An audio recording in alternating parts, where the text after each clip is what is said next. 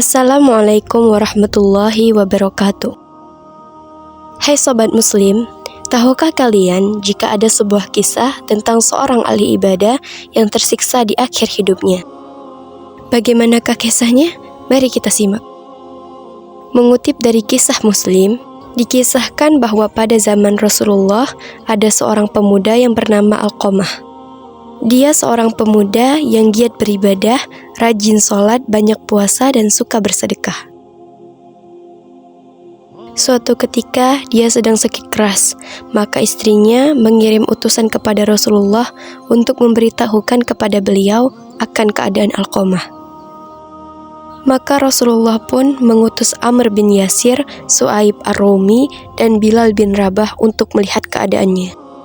Pergilah ke rumah Alqamah dan talkinlah untuk mengucapkan La ilaha illallah.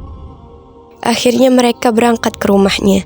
Ternyata saat itu Alqamah sudah dalam keadaan sakaratul maut. Maka segeralah mereka mentalkinnya. Namun ternyata lisan Alqamah tidak bisa mengucapkan kalimat tahlil. Langsung saja mereka laporkan kejadian ini kepada Rasulullah. Maka Rasulullah pun bertanya, apakah dia masih mempunyai orang tua? Seseorang menjawab, ada wahai Rasulullah, dia masih mempunyai ibu yang sudah sangat tua renta. Dan Rasulullah mengirim utusan untuk menemuinya, dan beliau berkata kepada utusannya, katakan kepada ibunya Alqamah, jika ia masih bisa berjalan menemui Rasulullah, maka datanglah. Namun jika tidak, maka biarlah Rasulullah yang datang menemuinya. Tak kala utusan itu telah sampai pada ibunya Alqamah dan pesan beliau itu disampaikan, maka dia berkata, sayalah yang lebih berhak untuk mendatangi Rasulullah. Maka dia pun memakai tongkat dan berjalan mendatangi Rasulullah. Sesampainya di rumah Rasulullah, dia pun mengucapkan salam dan Rasulullah pun menjawab salamnya. Rasulullah pun bersabda kepadanya, wahai ibunya Alqamah, jawablah pertanyaanku dengan jujur, sebab jika engkau berbohong, maka akan datang wahyu dari Allah yang akan memberitahuku. Bagaimana sebenarnya keadaan putramu Alqamah? Sang ibu menjawab, wahai Rasulullah, dia rajin mengerjakan sholat, banyak puasa, dan senang bersedekah. Rasulullah bertanya lagi, lalu apa perasaanmu kepadanya?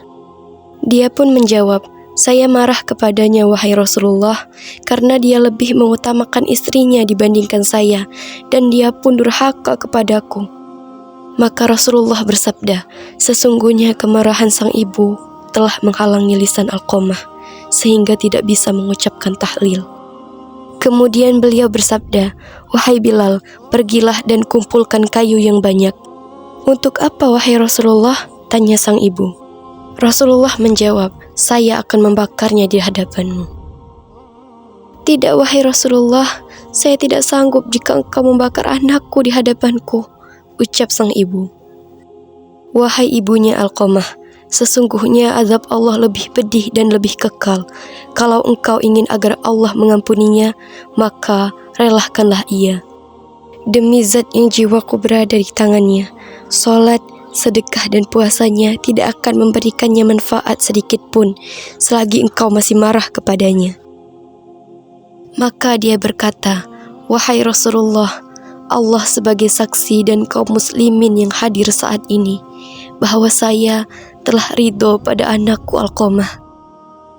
Rasulullah pun berkata kepada Bilal, wahai Bilal, pergilah kepadanya dan lihatlah, apakah Alqamah sudah bisa mengucapkan syahadat ataukah belum? Barangkali ibu Alqamah mengucapkan sesuatu yang tidak berasal dari hatinya. Barangkali dia hanya malu kepadaku, ucap Rasulullah. Maka Bilal pun berangkat, lalu mendengar dari luar rumah bahwa Alqamah sudah dapat mengucapkan syahadat. Bilal pun masuk dan berkata, wahai sekalian manusia, sesungguhnya kemarahan ibu Alqamah telah menghalangi lisan Alqamah, dan ridhonya telah menjadikannya mampu mengucapkan syahadat. Alqamah pun meninggal dunia saat itu juga. Lalu Rasulullah memerintahkan untuk memandikan dan mengkafani jasad Alqamah. Lalu di dekat kuburan itu beliau bersabda, wahai sekalian kaum muhajirin dan ansor, barang siapa yang melebihkan istrinya daripada ibunya, dia akan mendapatkan laknat dari Allah.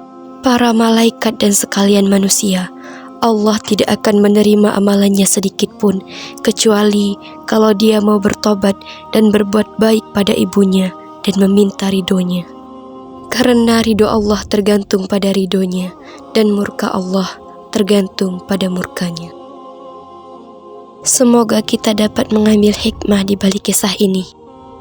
Wassalamualaikum warahmatullahi wabarakatuh.